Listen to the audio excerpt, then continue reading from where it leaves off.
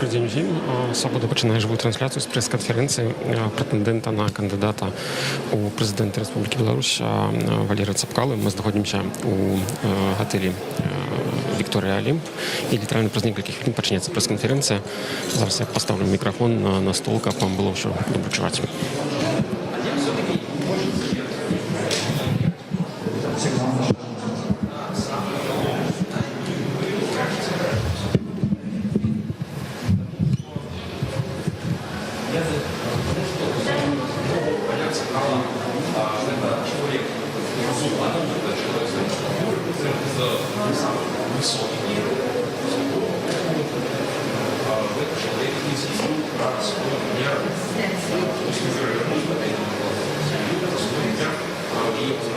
І поміняти. Ось він цікаво. Це не таке альтернатива. Ще до Євіша. До речі, ми бачимо, що знаходиться ваше питання, задати питання, як міністр цікаво. Це правда.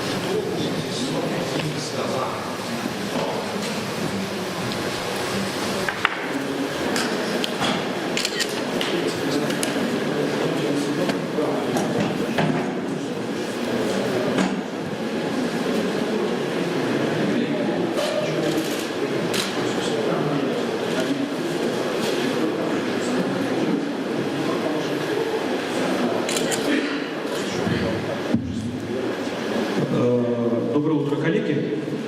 Кто микрофончики поставил, я тогда прошу их переместить ближе к трибуне, потому что мы так подумали, что Валерию Вильямовичу будет гораздо удобнее общаться стоя с вами, чтобы вы все его видели из задних рядов, слышали, и изображение на экране доступно для съемки.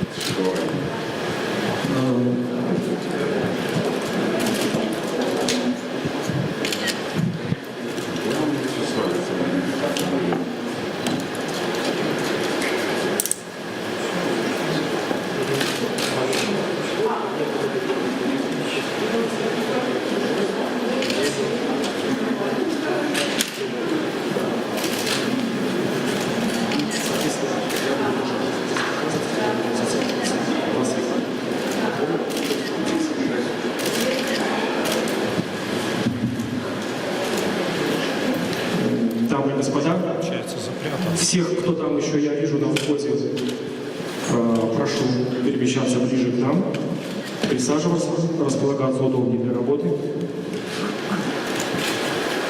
И хочу объявить нашу сегодняшнюю пресс-конференцию Валерия Вильямовича Цепкала открытой и предоставить слово нашему кандидату.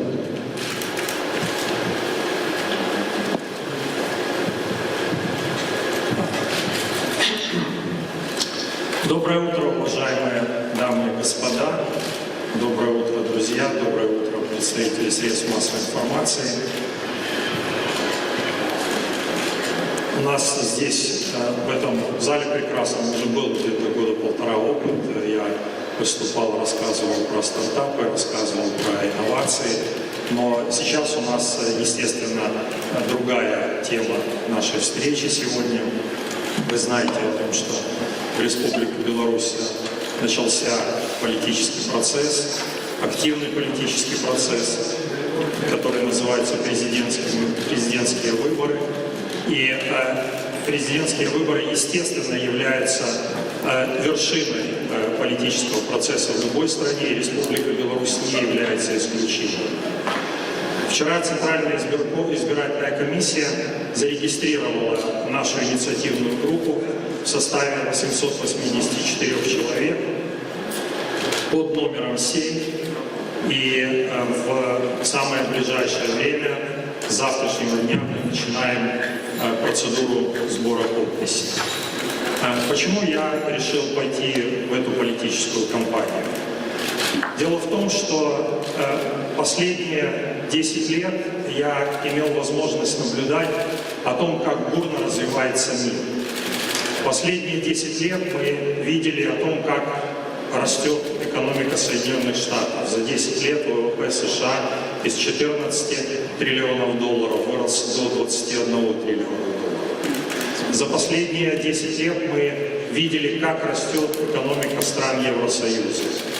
Конечно, может быть, такие страны, как Греция или Португалия, выросли не столь значительно, их рост составил где-то около 30%. Но были страны, в том числе наши соседи, такие как Польша, Чехия, которые действительно достигли колоссальных успехов, экономики выросли тоже примерно на 60%, а некоторые на 70% за последние 10 лет. Мы видели, как за последние 10 лет второй экономикой мира стала экономика Китая.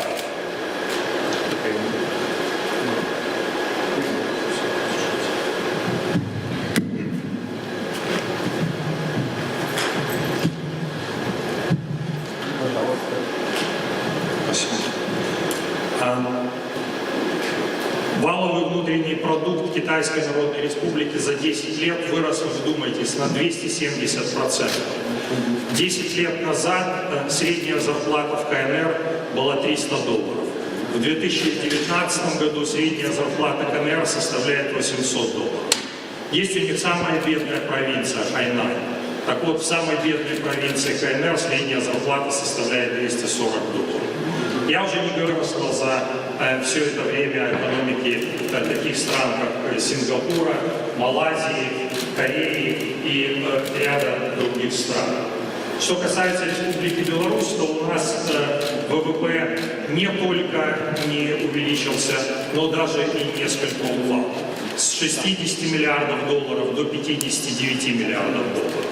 То есть за 10 лет у нас увеличился только существенным образом внешний долг. Он достиг у нас 20 миллиардов долларов. Извините, 20 миллиардов долларов общий долг, внешний долг достиг 17 миллиардов долларов. То есть 10 лет без развития. И самое главное в том, что сегодня мы не видим перспектив, сегодня мы не видим образа завтрашнего дня. И в этом является самая существенная проблема для страны. Потому что любой народ может, конечно, очень много перенести, любой народ может очень много вытерпеть, но если он знает конечную цель, если он знает, ради чего это делается, если он знает и видит какие-то образцы, к которым он стремится и к которым он идет.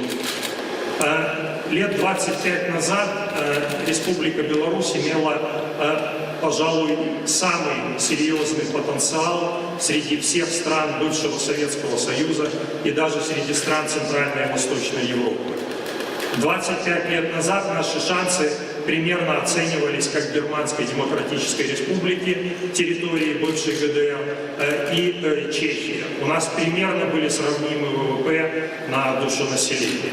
Сегодня ВВП Чехии в 4 раза больше, чем ВВП Республики Беларусь. Но я не говорю про ГДР, понятно, там поработали другие факторы. Но я помню еще 20 лет назад, как поляки буквально все вывозили от нас. Холодильники, телевизоры, продукты питания, всякий ширпотреб. То есть Польша была чрезвычайно бедной, чрезвычайно нищей страной. Сегодня мы видим совершенно иную картину. Сегодня только в Белостоке гродненцы покупают на 350 миллионов долларов в год товаров из соседней с нами страны. И я мог бы очень и очень много примеров приводить такого рода, но я думаю, что и этого достаточно для того, чтобы понять, что нашей стране требуется модернизация. И модернизация во всех областях. Требуется модернизация промышленности, которая, естественно, должна быть связана с приватизацией, потому как государственные предприятия, они по определению не могут быть конкурентоспособными. И на самом деле, мне кажется, что для и наших рабочих, и инженерно-технического персонала Республики Беларусь, для них точно так же, как и для рабочих и инженерно-технического персонала Соединенных Штатов Америки, Японии, Китая, Германии и любой другой страны мира, неважно, работает он на государственном предприятии или работает он на частном предприятии. Для него куда важнее зарплата, куда важнее отношения со стороны руководства к нему. И мне кажется, что вокруг этого должна строиться политика, промышленная политика в Республике Беларусь. Если инженеры на МАЗе будут зарабатывать не 500 долларов, а 2000 долларов, если рабочие будут зарабатывать на МАЗе 1000, 1500 долларов, так как хотя бы они зарабатывают сегодня в Польше или в Чехии, то мне кажется, что они с удовольствием поменяют государственную собственность на частную собственность, потому что частная собственность – это инвестиции, это приход высоких технологий, это изменение отношения к людям, это много других факторов, которые, в общем-то, чрезвычайно важны для человека, и они играют для него самую главную и первостепенную роль. Естественно, что нам необходимо проводить реформы в области сельского хозяйства. Я как-то гулял здесь недалеко от Минска и видел огромное количество зданий, просто заброшенных, и были раньше там какие-то склады, и сейчас это просто государственная собственность, которая приходит в негодность. И мне сложно представить себе государственного чиновника, мне сложно представить то, чтобы он взял, пошел, заложил свои личные деньги в банк, взял, закупил шифера, после работы залез бы на этот склад, починил бы его, построил бы стены, покрыл бы его нормально, сделал бы нормальную крышу, пошел бы еще договорился с кем-то, чтобы можно было хранить там морковку или картошку или еще что-то, и все это делал с не своей собственностью. Это невозможно. Если государство ему даст деньги, то, естественно, он эти деньги потратит. Если государство ему деньги не даст, то никакой инициативы он проявлять не будет, потому как не имеет никакого отношения к той собственности, государственной собственности, которую он видит, и которая на самом деле таких объектов по всей Республике Беларусь насчитывается десятки, если не сотни тысяч, и все они приходят в упадок, все они приходят в запустение, все они приходят в негодность. Естественно, мы знаем, как проводились сельскохозяйственные реформы в Китайской Народной Республике. Как из производственных бригад или прототипов наших колхозов и совхозов они стали превращаться в акционерное общество, где каждый имеет заинтересованность в результате труда, где не будет перекоса цен, где государство не будет сначала датировать, а потом устанавливать потолки цен для сельскохозяйственной продукции, потому как в этом смысле для села, для наших крестьян нет бизнеса. А если нету бизнеса, значит, ты не можешь спланировать, ты не можешь спроектировать то, как ты должен двигаться дальше. Нам, естественно, надо менять и систему здравоохранения, и здесь, в общем-то, прототипом может являться даже тот же парк высоких технологий, где во главе угла становится программист, а не бизнес, не компания, которая этого программиста нанимает. Потому что он превращается в своего рода свободного агента, за которого конкурируют много разных компаний.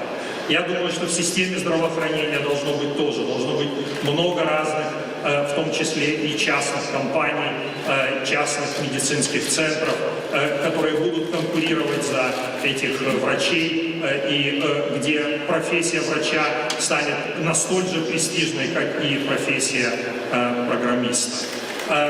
То же самое касается и системы образования. На самом деле огромные, колоссальные деньги сегодня направляются в неэффективные государственные предприятия. Огромные, колоссальные деньги.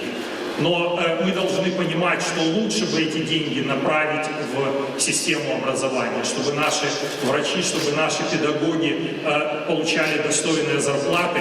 Я вспоминаю, когда под Верденом, знаю, конечно, из истории, когда Бисмарк разбил Наполеона III и взял его в плен, французского императора. И тогда он произнес фразу, которая мне очень-очень сильно запомнилась. Он сказал, что войну выиграл немецкий учитель. Обратите внимание, прусское государство. Ни фельдфебель, ни офицер, ни прапорщик, ни солдат, ни дисциплина армейская, а учитель.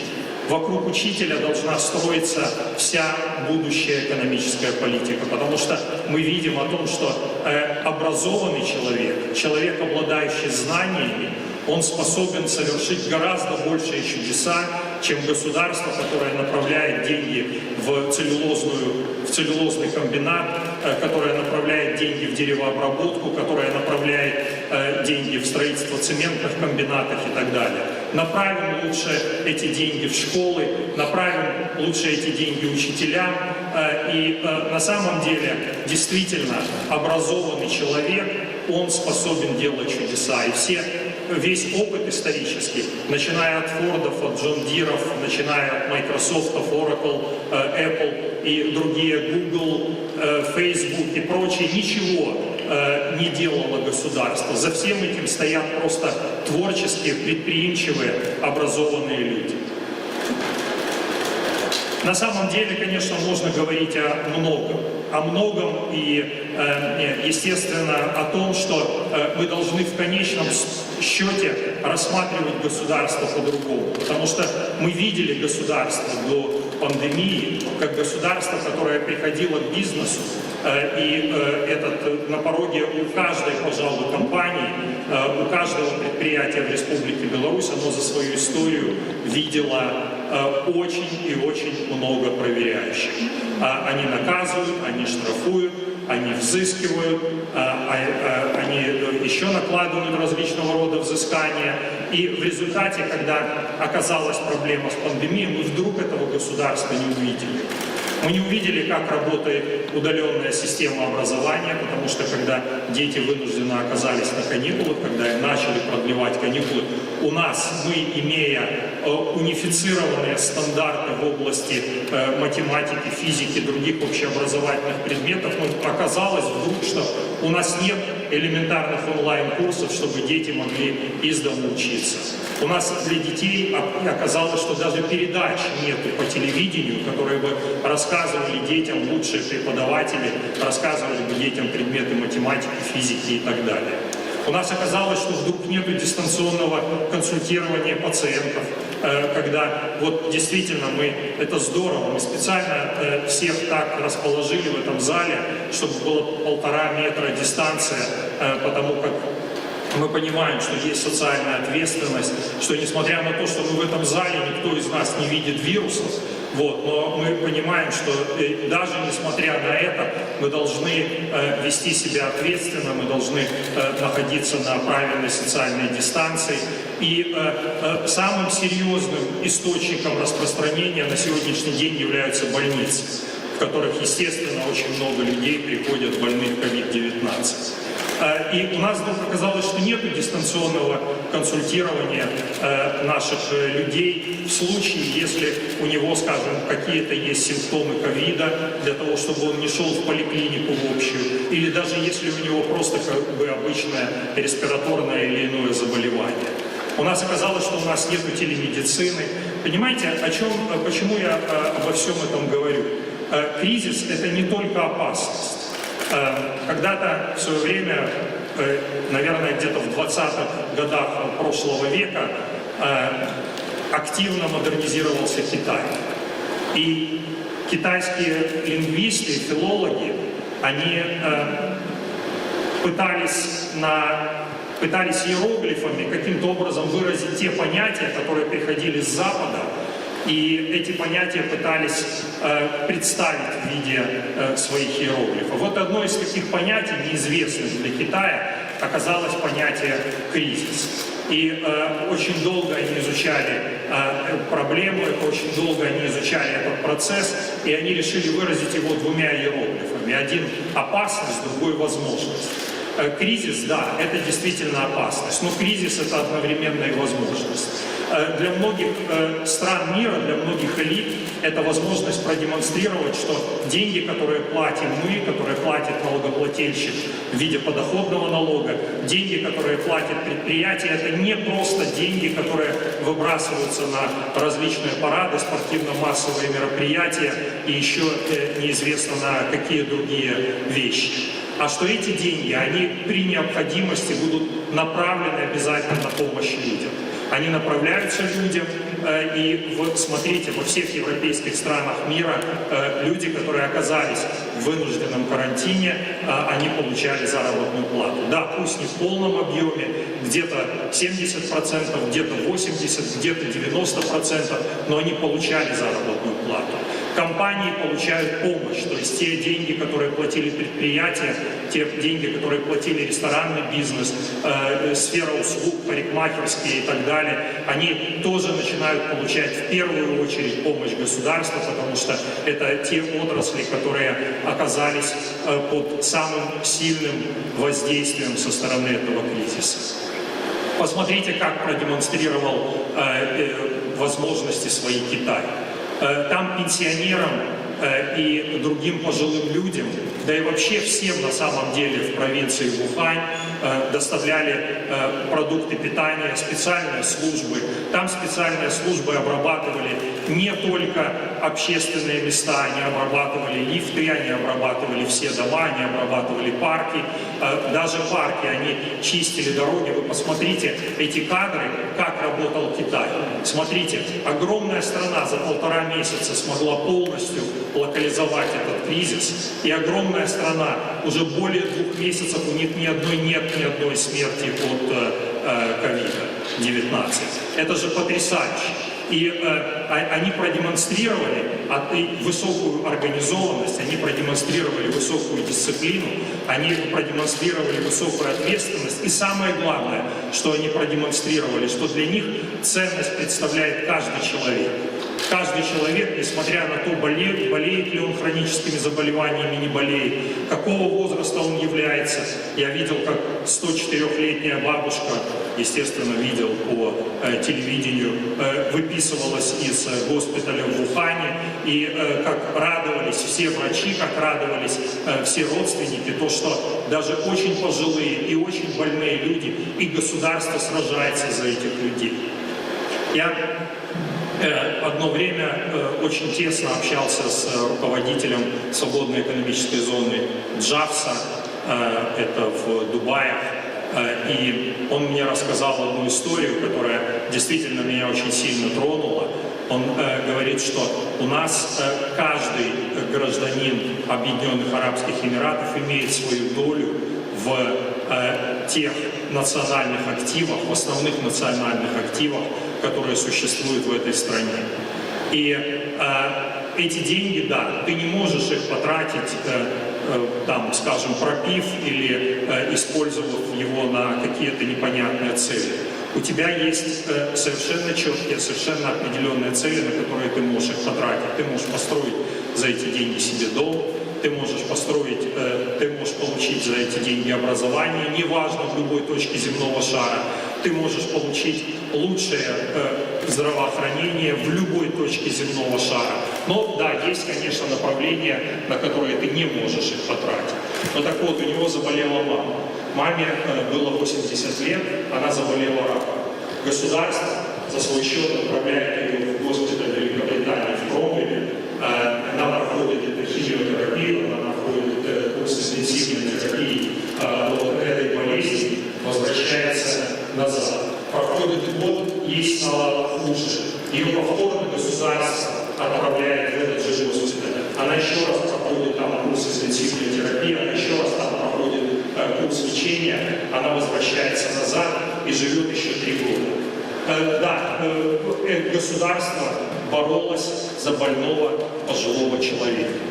Но он у меня спросил, как я могу не любить такое государство? Как я не могу любить такую страну? Как я не могу выкладываться, или как я не могу не выкладываться по полной для того, чтобы мое государство становилось еще лучше и еще богаче? Кстати, если говорить о Дубае, то кто-то, если был, то за 10 лет с нуля построена Марина, за 10 лет Бурдж-Аль-Халифа построено вот это вот центральное, самое высотное здание мира. Это все было построено за 10 лет. Если говорить о нашей инфраструктуре, если говорить о том, как мы строим, не надо здесь ходить далеко, вы можете поехать посмотреть маяк Минска, где нет парковки, где нет парков, где нет зелени, где трескаются дома, где разваливается штукатурка, где скрепами, говорят, дом дал усадку. Я, когда консультировал в Малайзии недавно одну компанию, которая делала СТО, так называемый Security Token Offering на сингапурской бирже, и я разговаривал со строителями, там действительно прекрасно строят. Малайзия — страна третьего мира. 25 лет назад это было вообще, так сказать, еще дыра, честно говоря. И так как они строят, я им говорю, дом дал усадку. Я пытался на английском языке это перевести, я даже залазил в словари, и, в общем-то, я не смог перевести. Я сказал, это дом трещину дал. Говорит, как может дом дать трещину?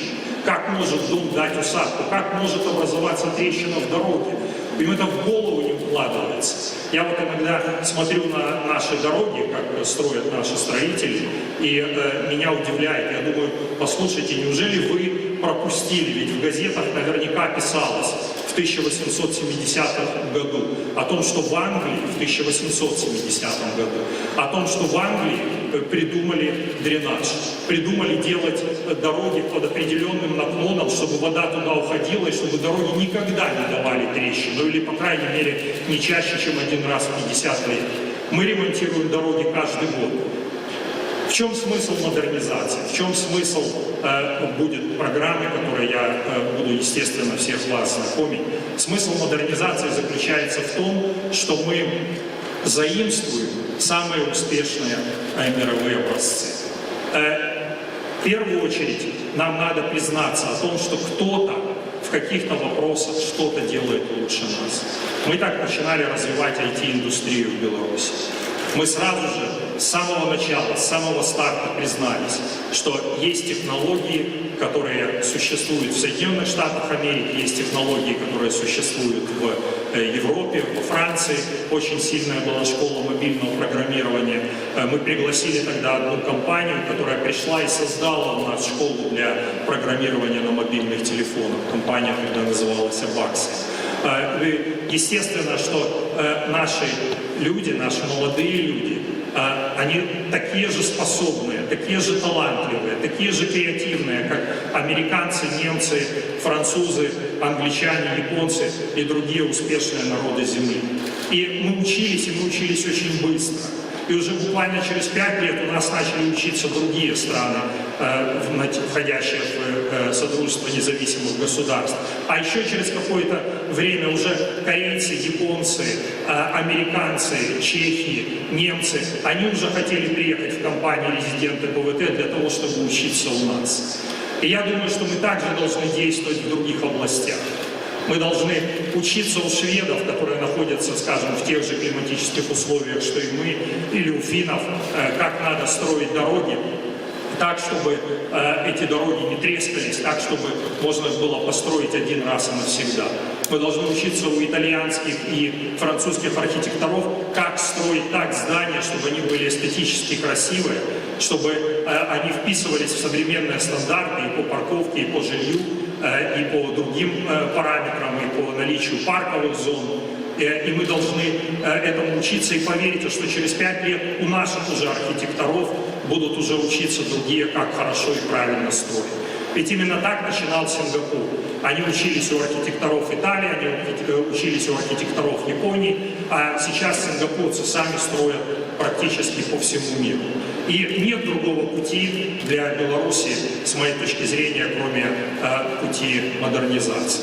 И это надо делать во всех областях. Это надо делать и в здравоохранении, это надо делать и в образовании, это надо делать везде, везде и везде. И тогда мы будем не мечтать о том, чтобы заработная плата у нас была $500, 10 лет мечтать об этом. А тогда у нас заработная плата будет и $1000, и $2000, и выше, когда мы станем нормальной, развитой страной, которая впишется в международное разделение труда, не просто как производитель чего-то там грязного, низкоэкологичного, когда нам уже Китай сбрасывает грязное производство на нашу территорию, хотя еще совсем недавно весь мир сбрасывал это в Китай. А когда мы впишемся в международное разделение труда на самых престижных, на самых богатых сегментах мирового рынка, когда мы вот эту производственную цепочку действительно встроимся достойным, самым достойным образом. Извините, пожалуйста, может и воды, если можно, да? И я готов, наверное, буду ответить на вопросы.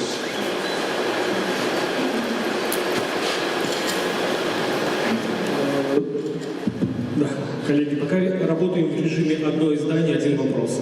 Пожалуйста. Дмитрий Алексеевич, телеканал «Белсат». Вы... Дмитрий Алексеевич, телеканал «Белсат». Ви шмат розказали про те, що нам треба модернізувати. Шмат упущених можливостей, шмат того, де у нас є проблеми. У мене тільки одне питання. Хто у цьому всім винуватий? Дякую.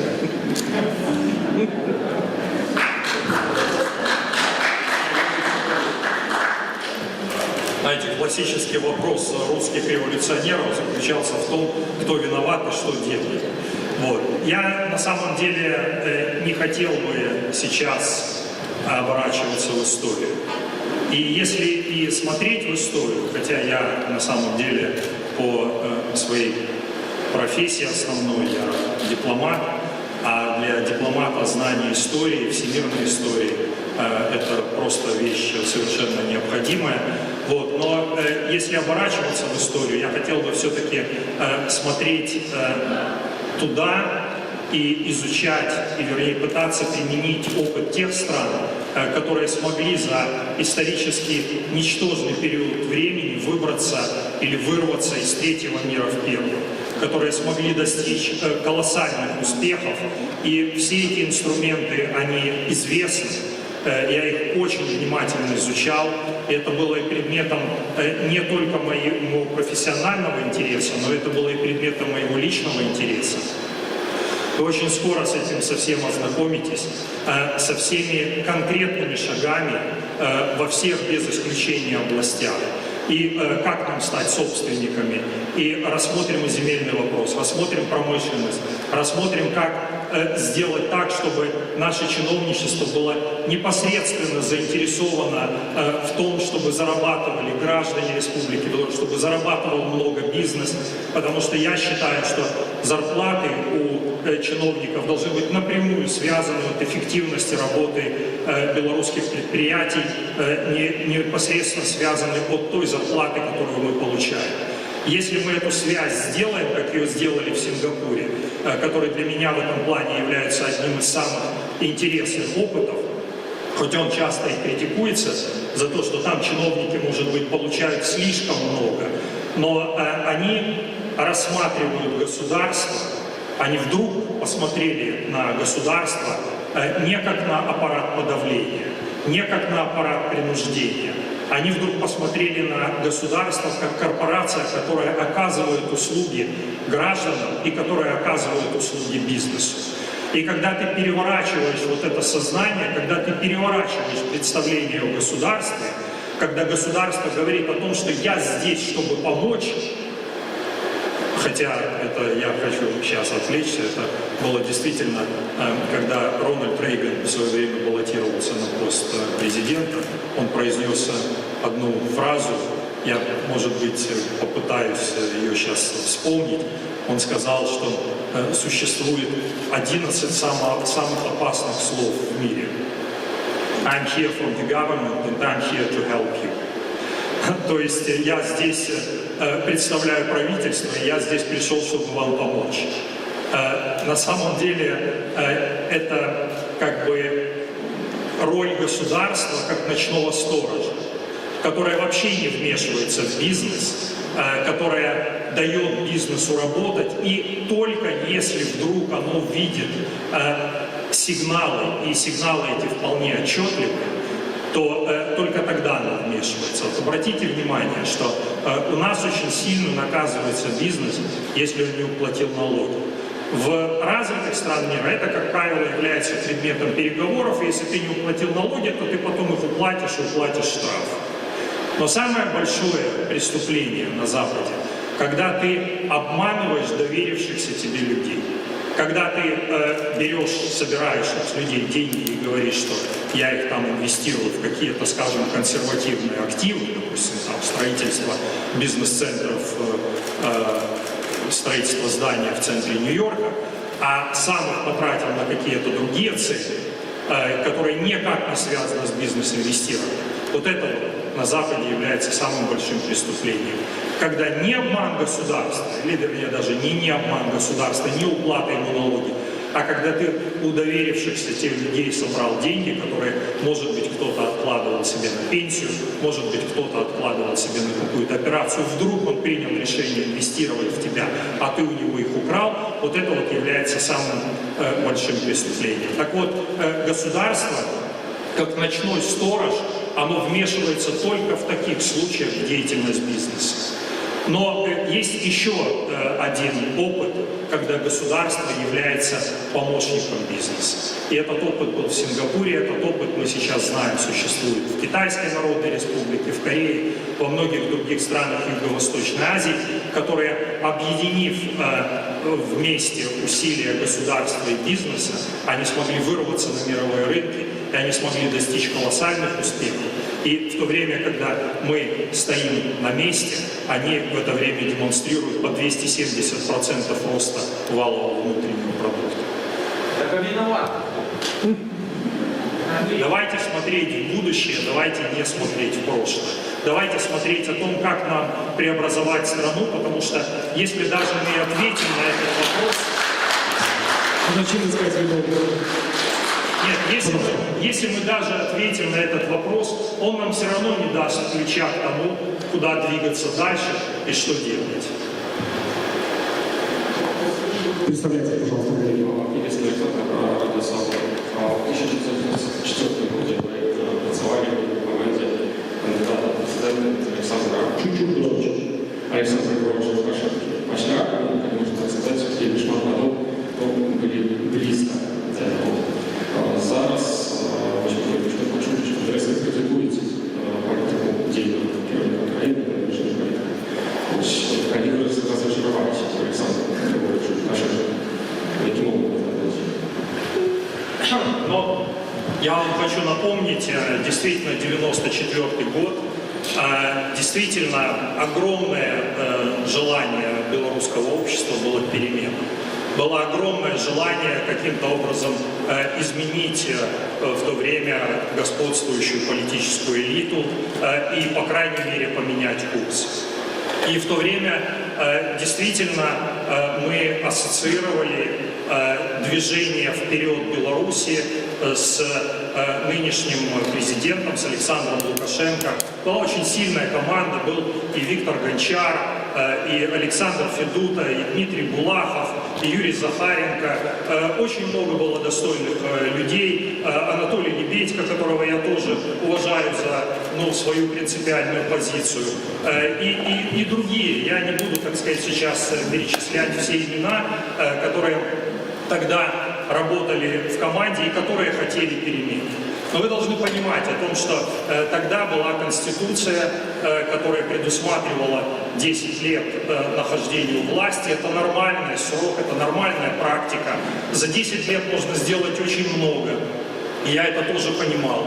Вы подумайте, за 8 лет началась и закончилась Великая война, и полностью было восстановлено и разрушено войной народное хозяйство.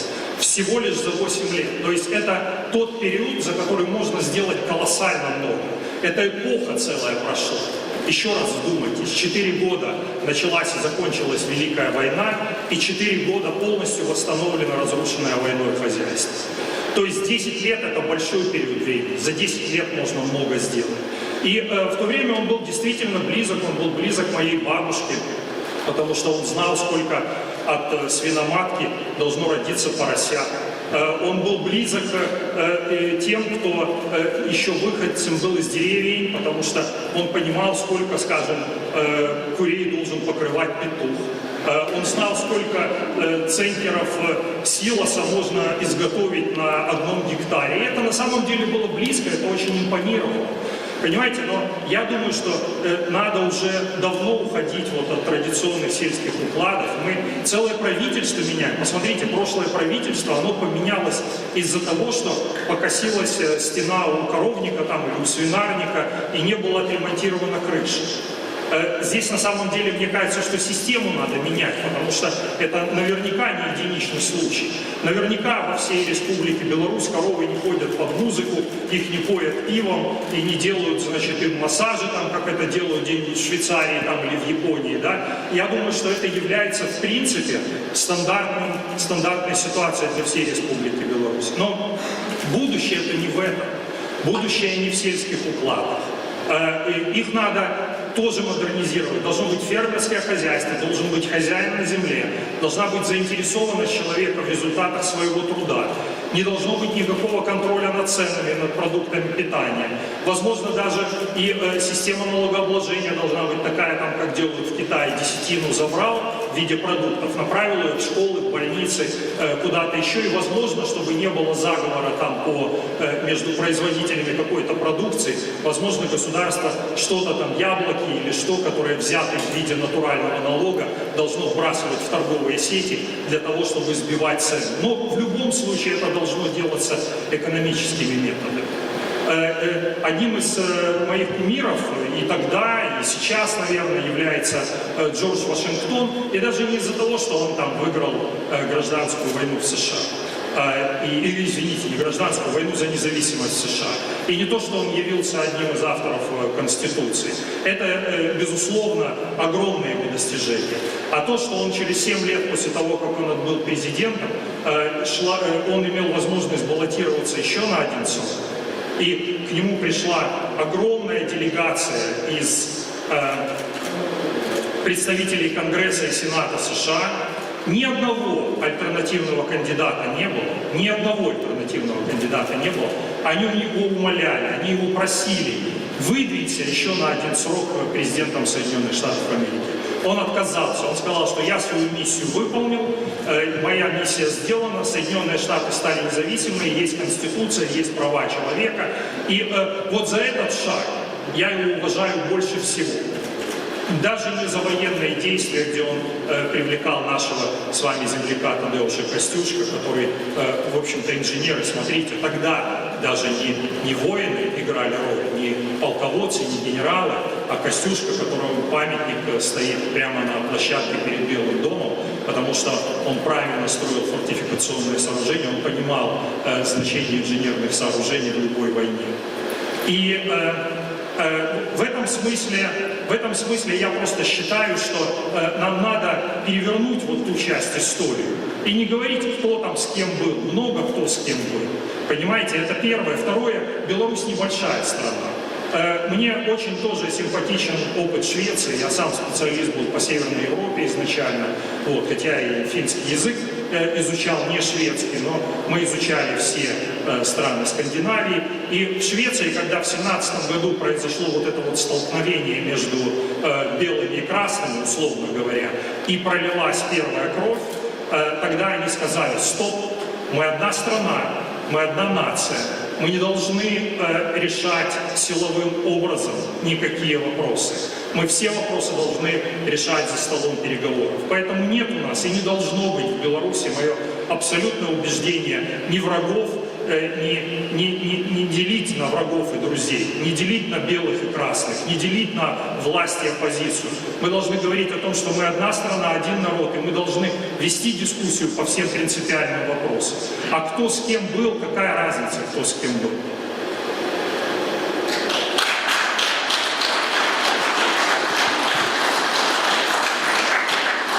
Вот девушка раньше поднимала. Здравствуйте, Ника Шелякова, Телефайт. Значит, вопрос такой. В 2016 году вы были директором КВТ и вмешивались в работу IT-компаний, бизнеса и редакции Телефайт. Вы написали письмо о том, что IT-компании, резиденты могут быть исключены из КВТ за сотрудничество с вами, потому что вам не нравились публикации. Нам также доподлинно известно, что вы угрожали журналистам Тутбай, некими неприятностями, звонили в редакцию Тутбай, Юрию Зисеру, потому что вам не нравились публикации с Тутбай. Вопрос такой. Будете ли вы, став президентом, использовать свое положение для того, чтобы давить на бизнес, на медиа, на людей, в том случае, если их позиция кажется вам неправильной? Но спекулировать именем умершего человека, коллеги, это уже предел этики. Извините. Нет, естественно, я отвечу на этот вопрос. Я расскажу немножко предысторию. Дело в том, что DevBuy создавался как портал для компаний-резидентов парка высоких технологий. И действительно была очень большая потребность в существовании такого ресурса. Я не исключаю, что и сейчас такая же потребность есть. Она заключается в том, чтобы программисты, одна из задач в том, чтобы программисты не мигрировали из одной компании в другую, определять, какие компетенции у тех или иных специалистов, их уровень, левел, так называемый, на котором они работают и прочее, и смотреть зарплаты, общие медиальные зарплаты выводить для всех отраслей, вернее, для отрасли IT, но для различных компаний. Это, в общем-то, была такая достаточно техническая вещь.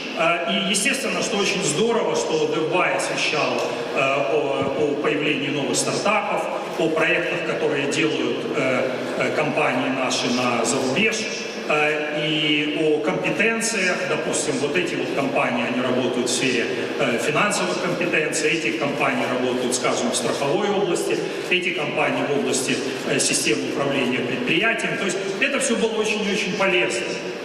Но потом пошла довольно большая серия статей, которая агитировала, я рассматривал как агитацию, может быть, это были просто рассказы о том, как хорошо белорусским программистам устраиваться за рубежом. Были рассказы о том, как хорошо белорусским программистам устраиваться в Австралии, рассказы о том, как им хорошо устраиваться в Канаде. Я уже не помню, там где-то в других странах, но шла, в общем-то, серия публикаций о том, как хорошо они там устроились.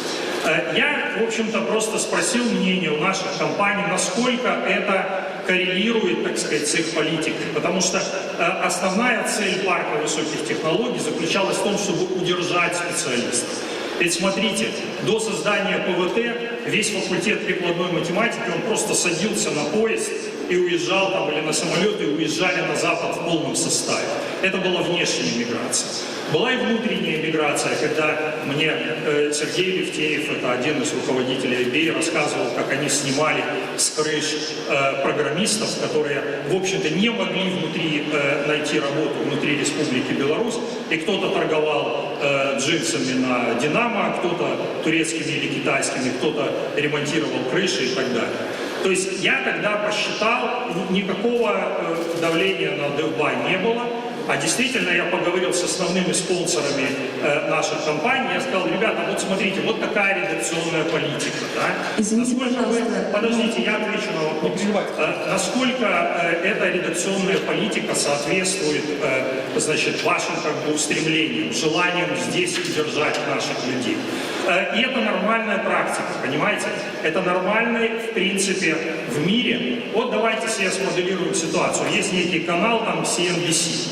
И CNBC является одним из спонсоров данного канала, допустим, является компания американская Microsoft. И давайте себе представим, что вдруг CNBC начинает говорить о том, что Microsoft это плохая компания, что смотрите, как хорошо уехать в Ирландию, потому что в Америке высокие налоги. Посмотрите, значит, вот там находится штаб-квартира компании Apple, а вот на Apple хорошо было бы, так сказать, уехать, да? И начинает агитировать, значит, против Microsoft. Microsoft, конечно, не будет оказывать давление на CNBC, но в качестве спонсора он уйдет. И тогда моя позиция основная была такая, что, ребята, ну, если вы как бы поддерживаете это, ну хорошо, если не поддерживаете, просто тогда не спонсируйте, и пусть DevBuy проводит ту политику, которую оно хочет проводить. Кстати, один из моментов. Что касается TutBuy, там ссылки на Зисера, так сказать, не надо, значит, об этом говорить, это все вранье, вот, и никого я не давил, ни на кого я, так сказать, не это. Есть стандартные при написании статей, есть законы Республики Беларусь. И законы Республики Беларусь говорят о следующем, что если я сейчас выступаю перед вами, я абсолютно отмобилизован, я отвечаю за каждое слово, и я не могу контролировать ни одно предложение, которое вы, уважаемые представители средств массовой информации, напишете. Но там делается исключение, что если я даю эксклюзивное интервью, где есть журналистская этика, в соответствии с журналистской этикой мне журналист говорит о том, что я вам обещаю, что в связи с тем, что это журналистское эксклюзивное интервью, я вам покажу текст этого выступления, да?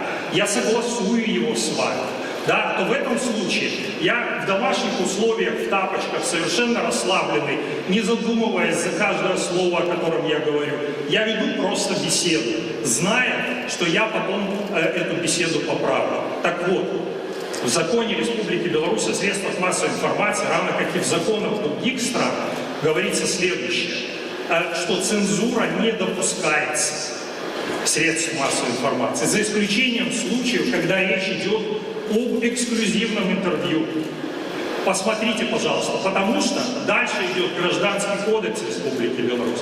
И Гражданский кодекс Республики Беларусь говорит о том, что в случае эксклюзивного интервью это является моим предметом авторского права. И вы обязаны его согласовывать. Поэтому здесь есть и законы, и профессиональная этика.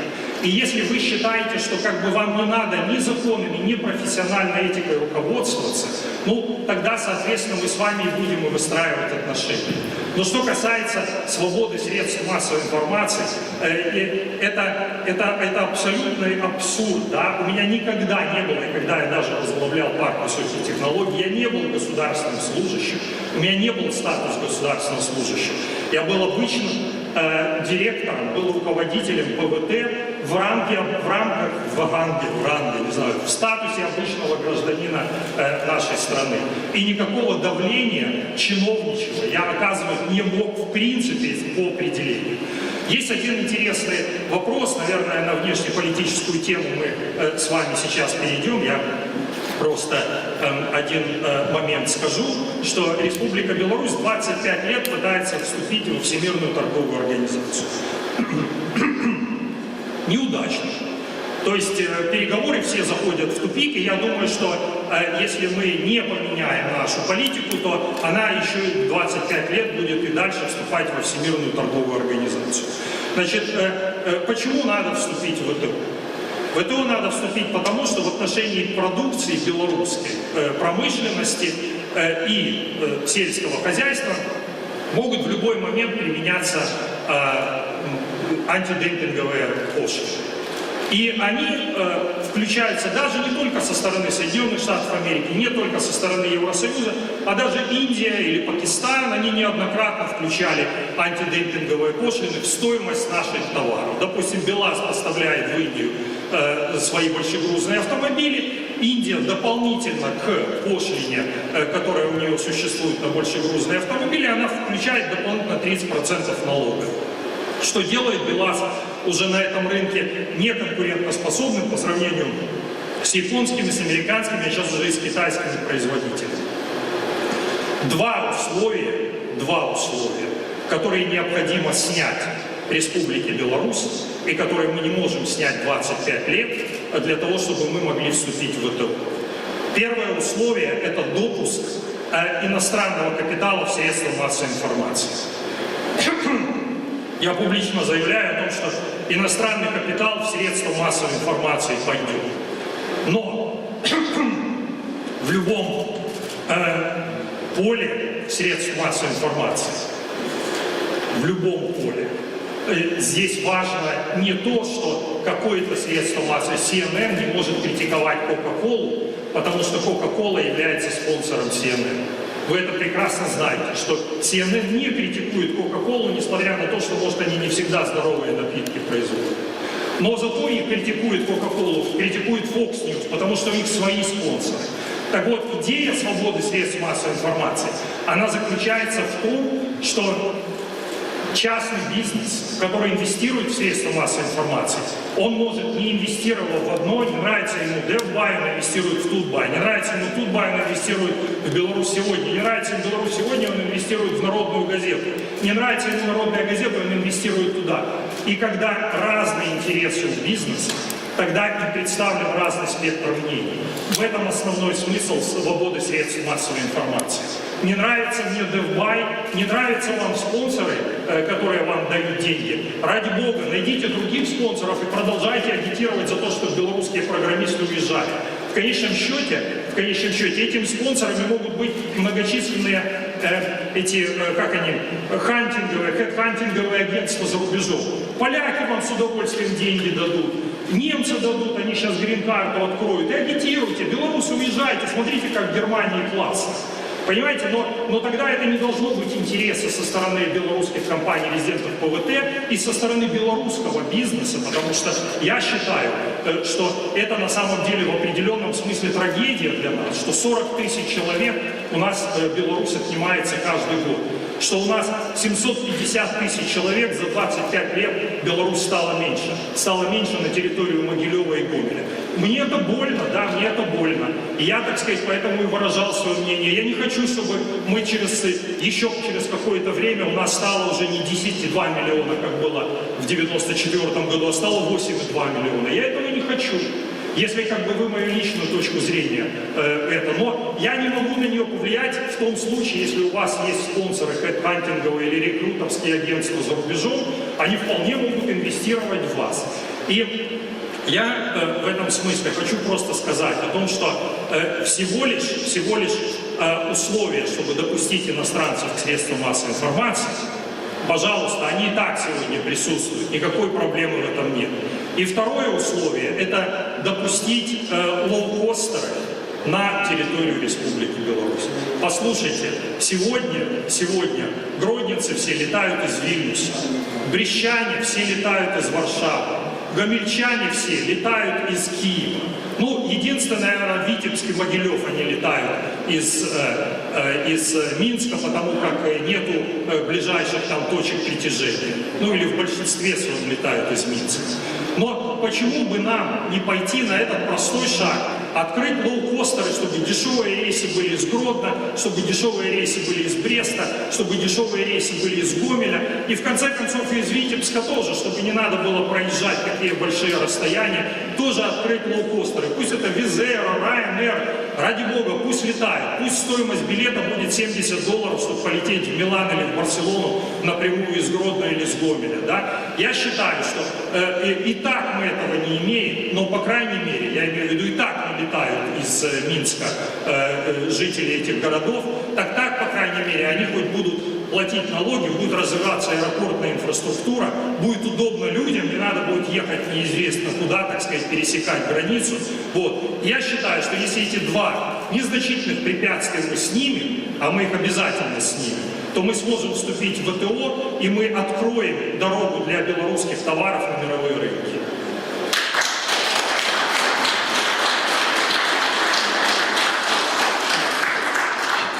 Да. Представьтесь. Информационная компания «Белорус». Скажите, пожалуйста, в вашей инициативной группе 884 человека. И от ваших клиентов имеет инициативный группы в разы больше и в 10 раз больше. По какой системе вы планируете все-таки собрать необходимый минимум 100 тысяч подписей, и какой, в принципе, потолок вы себе ставите, чтобы застраховаться? Спасибо. Ну, конечно, по нашим расчетам, для того, чтобы в традиционных условиях собрать 100 тысяч подписей, необходима инициативная группа примерно в 1000 человек. То есть, исходя из того, что участники инициативной группы смогут собрать за 1 месяц каждый по 100 подписей. Мы немного не дотянули до вот этой вот цифры, хотя мы понимаем и те вызовы, с которыми мы столкнемся. Это, конечно, прежде всего ситуация с COVID-19, когда многие люди будут стараться не пускать к себе сборщиков подписей. Но естественно, что мы будем делать ставку прежде всего на пункты сбора подписей в местах, в общественных местах. Я очень надеюсь на то, что мы справимся с этим. У нас есть очень хорошая команда сложена, но я очень рад, что у меня есть и Андрей Ланкин, руководитель моего штаба, Алексей Урбан, со мной моя жена, вот она сидит в маске, как Гюльчатая делала, так сказать, значит, да, ее лица не видно на сегодняшний день. Но много на самом деле у нас очень хороших друзей. Я очень благодарен всем участникам моей инициативной группы, вот, которые присутствуют также в этом зале. Действительно, спасибо вам большое за то, что вы включились в мою команду, включились в этот политический процесс.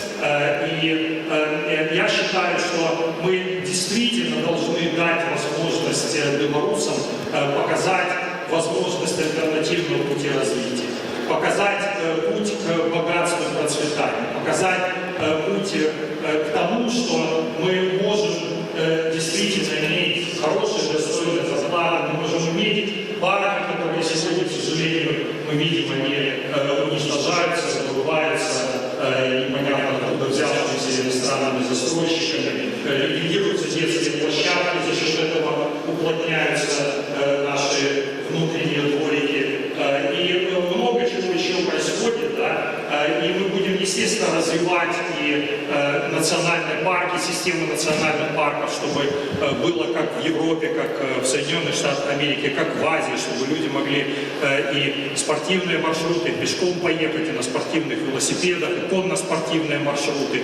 Вот. Но естественно, что инфраструктуре мы будем уделять самое-самое пристальное внимание, чтобы Беларусь действительно была страна для работы, для жизни и для отдыха, чтобы действительно наши дети могли бегать в парковых зонах, а не между автомобилями, так сказать, на, значит, площадке, где раньше была детская площадка, а сейчас там или парковка, или какое-то новое здание стоит, где город Минск будет развиваться исключительно по генеральному плану, без всяких уплотнений, где стандарты будут, самые высокие мировые стандарты, и не будут строиться вот такого вот, как мы видим на примере маяка Минска, когда, в общем-то, не только международным стандартам не соответствует вот это вот и качество строительства, и нормы, по которым это построено, но даже элементарным белорусским стандартам не соответствует.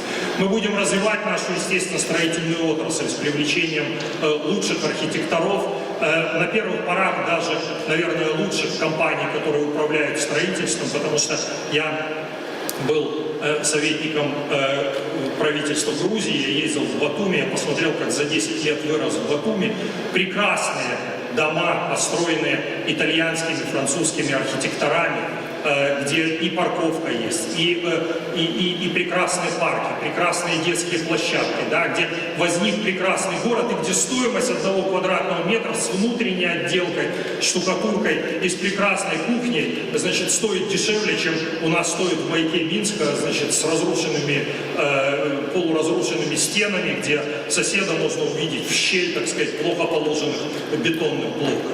То есть это мы все, естественно, будем делать. Еще раз хочу подчеркнуть, что мы все-таки должны перевернуть ту страницу истории, которая у нас была. С историей мы ничего не сделаем. Спорить в отношении истории должны историки, а политики должны, и мы с вами должны думать о том, как двигаться в будущем. Я очень надеюсь на помощь моей инициативной группы. Я очень надеюсь на то, что 886 человек, которые у нас есть, мы сможем сделать ту же работу, которую смогли бы сделать и 1000 человек. Спасибо.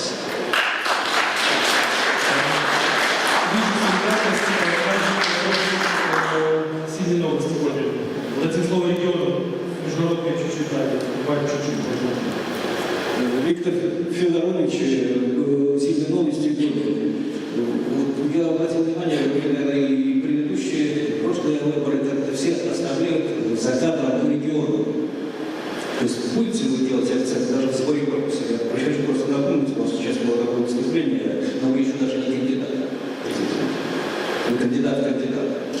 И вот сам процесс сбора подписей, именно что касается региона, кстати, той же Гомельской области, мне вот просто интересно, как этот процесс будет происходить.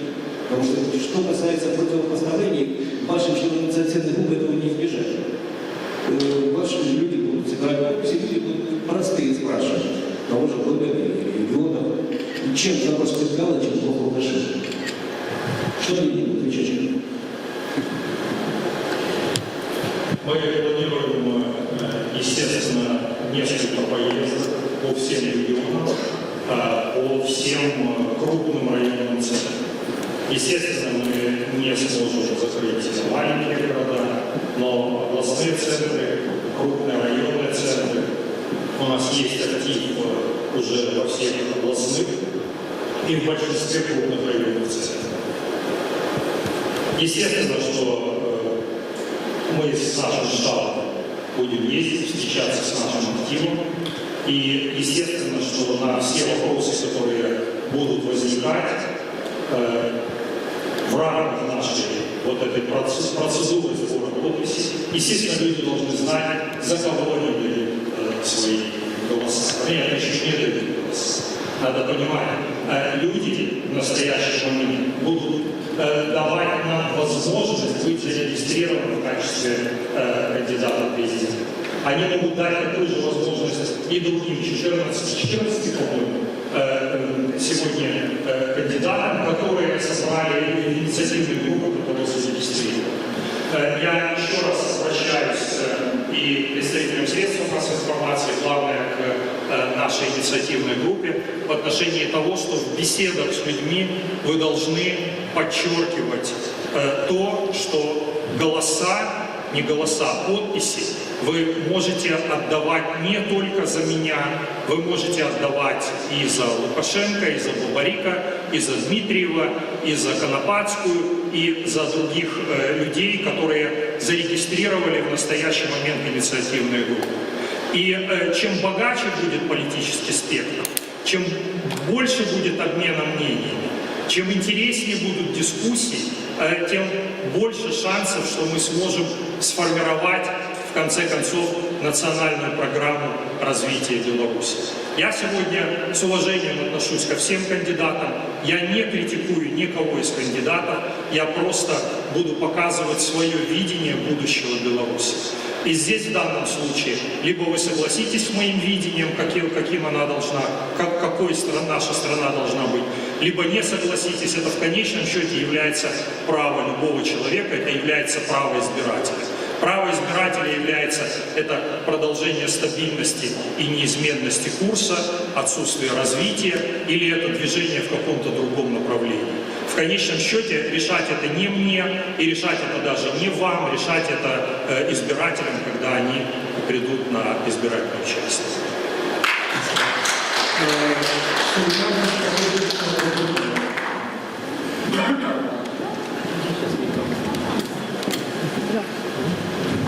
Александр Сазникевич, очень да. Валерий Ильянович, если вы станете президентом, что вы сделаете с договором о создании союзного государства? Будете наполнять, как говорят сейчас россияне, реальным содержанием, или расторгнете и станете выстраивать отношения с Россией на нормальной двусторонней основе?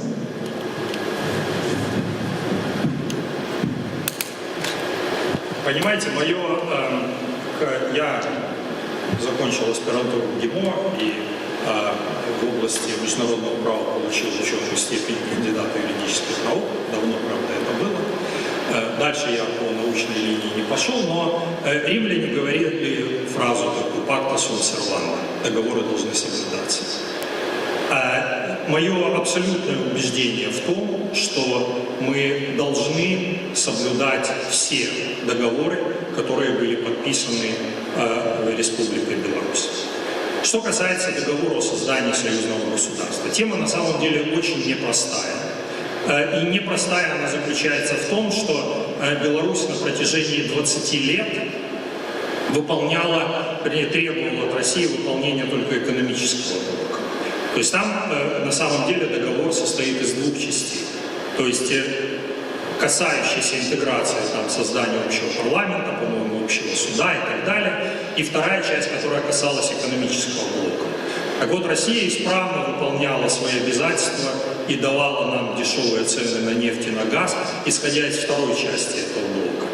Вот. Мы при этом, естественно, не выполняли, или у нас не только мы, скажем, мы вместе с Россией не выполняли блок, который касался политической части этого договора. В конце прошлого года Россия сказала так: или давайте мы будем нефть и газ вам поставлять все равно дешевле, чем мы поставляем на границе Польши, но это не будет внутрироссийская цена. Либо давайте тогда выполнять и политическую часть нашего договора о создании союзного государства. Мне кажется, что такая постановка вопроса, она вполне справедлива. Я думаю, что если мы будем развивать экономику, основанную на знаниях, не энергоемкую, не капиталоемкую, не материалоемкую, которая требует колоссального количества энергоресурсов, то, в принципе, мы можем и вполне существовать так, как существует Чехия, которая, кстати, в 4 раза имеет ВВП на душу населения больше, чем Беларусь. А четверть века мы были в одинаковых условиях. Не Польша. То есть мы научимся экономить, мы должны учиться экономить. И мы должны научиться жить по средствам. И мы должны менять структуру нашего производства. Возможно, даже пойти на приватизацию наиболее капиталоемких предприятий, энергоемких предприятий российским капиталом. Что, в принципе, естественно, потому что если их энергетика, если их сырье, если все их, наверное, вполне естественно, что, возможно, и какие-то активы надо будет рассмотреть и осуществить их приватизацию. Мы делали, на самом деле, очень много ошибок в плане приватизации. Когда-то Минскому автомобильному заводу предложили $300 миллионов за то, чтобы приватизировать это предприятие. Джон Дир предлагал, когда я еще работал в Соединенных Штатах Америки, он вступить в альянс с Минским тракторным заводом. Где сейчас завод Орджоникидзе, очень много было предложений со стороны Philips'а сделать и проинвестировать вот этот завод, который вы видите на площади Якуба Колоса. Да? Сейчас это все пришло в негодность. Сейчас за МАЗ не дают ни копейки, россияне те же самые не дадут уже ни копейки. Вот, хотя еще недавно предлагали достаточно серьезные деньги. Американцы, не знаю уже, представляет ли их интерес Минский тракторный завод или нет, вот, который они называли The Good Basic Tractor, да, и думали, как войти в альянс. У нас тогда был интересный план, как построить альянс Джон Дира и трактора Беларусь на разные сегменты рынка ориентированы, чтобы в американской огромной цепи дилерства присутствовал трактор Беларусь, естественно, во всем мире, а на территории постсоветского пространства присутствовал Джон Дир, там, где трактор Беларусь доминирует, имеет существенные позиции. Поэтому, но я хочу что сказать. Понимаете, Россия — это не просто для нас страна. Это не просто для нас страна. Мы связаны очень-очень длительной совместной историей. И эта история, она гораздо дальше идет даже с того времени, когда Великое княжество Литовское стало частью Российской империи. Ну, и земли, естественно, белорусские. Вот, гораздо дальше. Я, допустим, изучая историю, может быть, не очень глубоко знаю отечественную историю, но я интуитивно понимал о том, что было в то время две цивилизации конкурирующие. Русская и литовская, во главе, в центре которой стояла земли белорусские, и русская московская. Они конкурировали очень долго, но они не только конкурировали, они взаимодополняли друг друга. Я абсолютно убежден в том, что самые серьезные воздействия, самое серьезное уплыв, хочется сказать, да, по-белорусски, на формирование русского языка сыграл Франциск Скорина. Он один из первых вообще, кто на национальные языки перевел Библию. Немцы считают Мартина Лютера основоположником современного немецкого языка, потому как он его канонизировав, переведя с латыни и с греческого языка на немецкий Библию. Это сделал Франциск Скорина, да, а в то время Библия была основной книгой, которую читали образованные все люди. И был Семен Полоцкий, да, наш просветитель, который сделал грамматику русского языка. И эта грамматика русского языка 150 лет пользовались российские цари.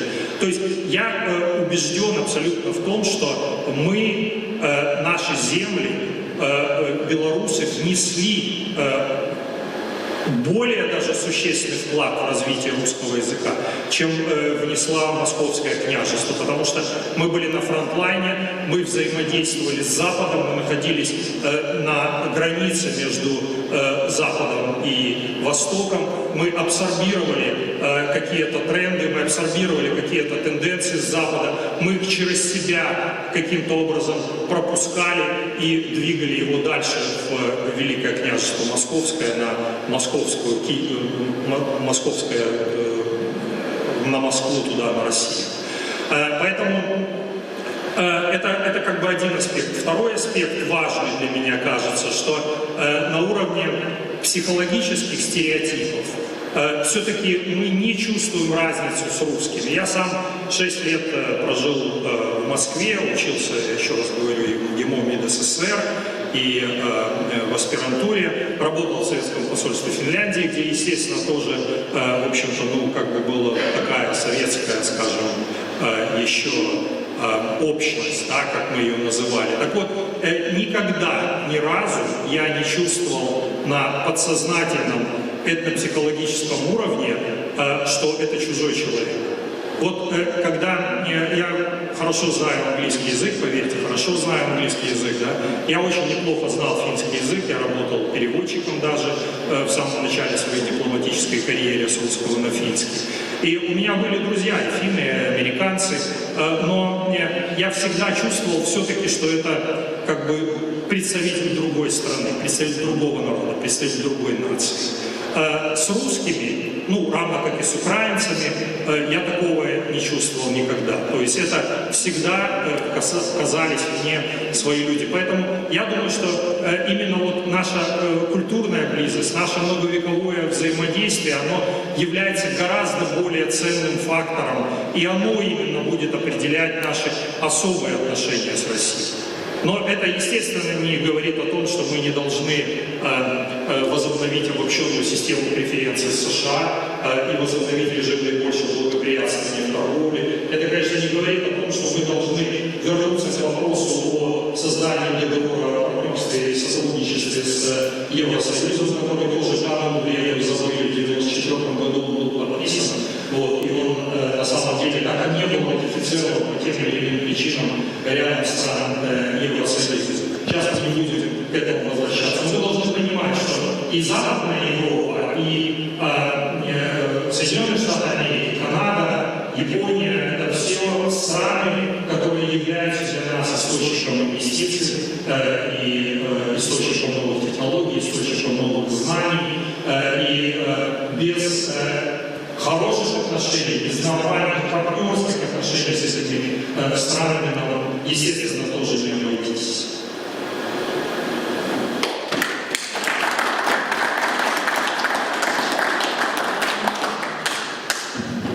Пожалуйста, Елена. Добрый день, Елена Лукашова, компания. Валерий, что повесить тем, что считает вас своим Александра Лукашенко, и связанные ли с вами представители власти или с администрацией президента, которые заявили о своем участии в выборах России? Я, честно говоря, первый вопрос не расслышал. Что касается второго вопроса, то никто со мной не связывался. Я принял свое решение самостоятельно и принял его, исходя из своего видения ситуации, которая у нас сложилась в стране. Это первое. И второе, исходя из своего видения будущего развития. Мне очень не хочется со стороны наблюдать, как бурно развивается весь мир, как трансформируются и социальные структуры, как активно развивается промышленность, как богатеют люди, как меняется отношение к людям, когда людей не делят на больных и здоровых, на молодых и старых там, и прочее. Да? То есть мне все это очень импонирует, как это происходит в мире. Я хотел бы, чтобы Беларусь не просто следовала каким-то мировым трендам, а чтобы через какое-то время, может, и сама определяла тренды, и чтобы через какое-то время у нас уже учились тому, как надо организовывать общество, как надо организовывать промышленность, сельского хозяйства, образование, здравоохранение и другие критичные области социально-экономической жизни страны.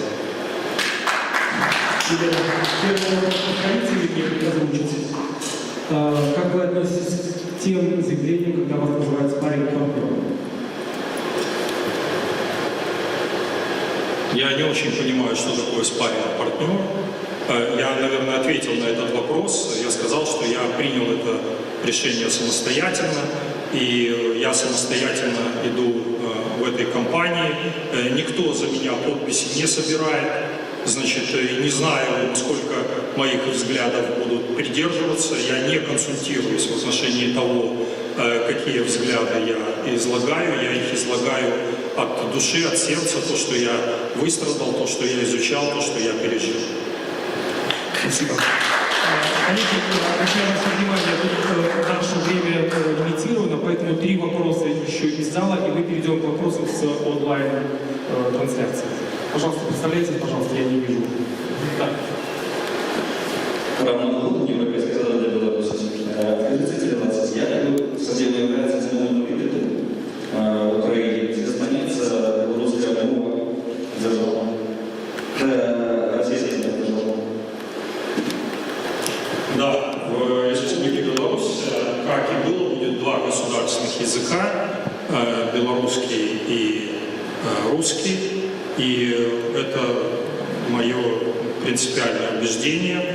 Инвестировав в создание русского языка больше, чем кто бы то ни был, мы не должны, как плохие бизнесмены, взять и говорить, а теперь мы от этого изымаем и отдаем его другим. Если мы во что-то вкладываем, да, то мы должны иметь право собственности и на это. И мы имеем на это право собственности. Более того, я, в общем-то, выступая до этого, я сказал о том, что это наше достояние, и мы вложили в него действительно очень и очень много энергетики, духовной культуры, знаний, в конце концов технологий даже, потому что Скорина и печатал гораздо раньше, чем это начали печатать в Московской Руси. И это, в общем-то, является нашей неприходящей ценностью.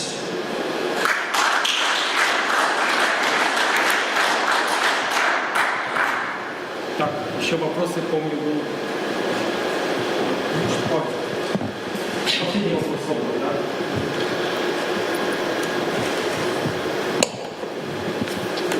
Есть Александр, вопрос свободы. Разве очень большое ожидание сказали, что вчера и Левицкий, очень я был человек, удивительный позиции, председатель 1994 года, мы видели, что стало началом, Анатолий Левицкий, почти с 2010 года, несколько месяцев в 60-х годах, не легче на то, что не был кандидатом на ему, тогда не столь было Чамбер был возглавлен волей, те боится вы повторить уменьшение вноса этих людей с Дякую.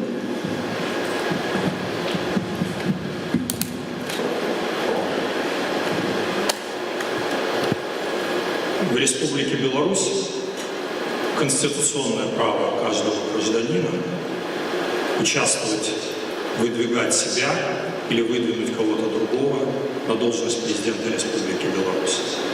Должность президента нашей страны – это не должность Бога, это не должность царя, это не должность короля, это такой же гражданин Республики Беларусь, как вы, я и любой из присутствующих здесь в зале. Поэтому право граждан Беларуси выбирать себе руководителя – это их конституционное право. Если бы я говорил, может быть, в прошлом веке, в начале прошлого века, я бы сказал, что это и священное право еще. Поэтому мы идем в этом политическом процессе для того, чтобы показать людям другие возможности, другие варианты развития нашей страны. И в конечном счете это право людей, какой из путей будущего, какое из направлений развития страны выбрать.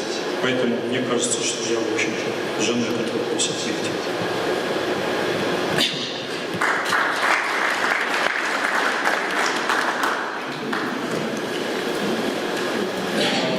К сожалению, наше время сегодняшней мероприятия завершилось. И батарейка села. Перенажимал. Всем огромное спасибо. Мы очень рады тому, что вы сегодня были с нами, что вы пришли, проявили внимание и терпение. И благодарны вам за вашу работу. Всегда остаемся и готовы быть на прямой связи, всегда готовы поддержать ваши интересы, ваше внимание к нам. Будем стараться отвечать своевременно на все запросы. Держите сами это так. Хорошей вам работы, хорошего вам дня. Да, я тоже от себя хотел бы поблагодарить и Алексея за хорошо организованное мероприятие. Хотел бы поблагодарить вас за то, что вы, несмотря на ситуацию с эпидемиологическую ситуацию, все-таки пришли сюда. Вот, мы постарались действовать в полном соответствии с рекомендацией Всемирной организации здравоохранения, рассадить вас на социально безопасную дистанцию.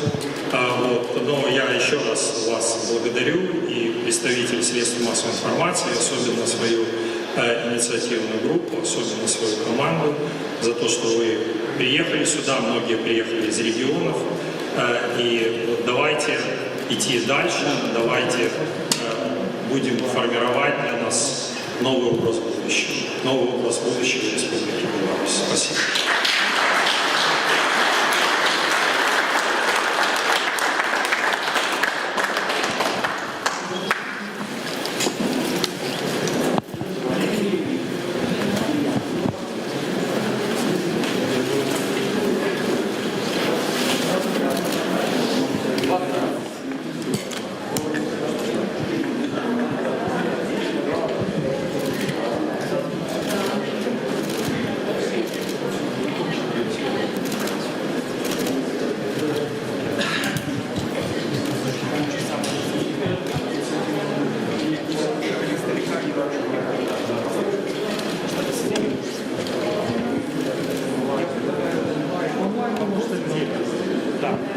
Хотим объявление об этом. Я просто к ним прямо обращаюсь. Дорогие друзья, здесь очень много, оказывается, вопросов, которые поступили онлайн. У нас уже нет времени, люди, многие наши руководители регионов, они приехали издалека, из регионов, надо с ними пообщаться. Но мы отдельно выделим время для того, чтобы ответить на все вопросы, которые нам поступили в режиме онлайн. Поэтому я прошу прощения за то, что не смог ответить на все вопросы, которые были, но обязательно мы их все осветим. Кампания у нас будет долгая, на сбор подписей у нас 1 месяц выделен, поэтому со всеми обязательно еще встретимся, и с регионами встретимся, и с нашими дорогими слушателями, которые не могут присутствовать физически сегодня здесь, в этом зале. Спасибо.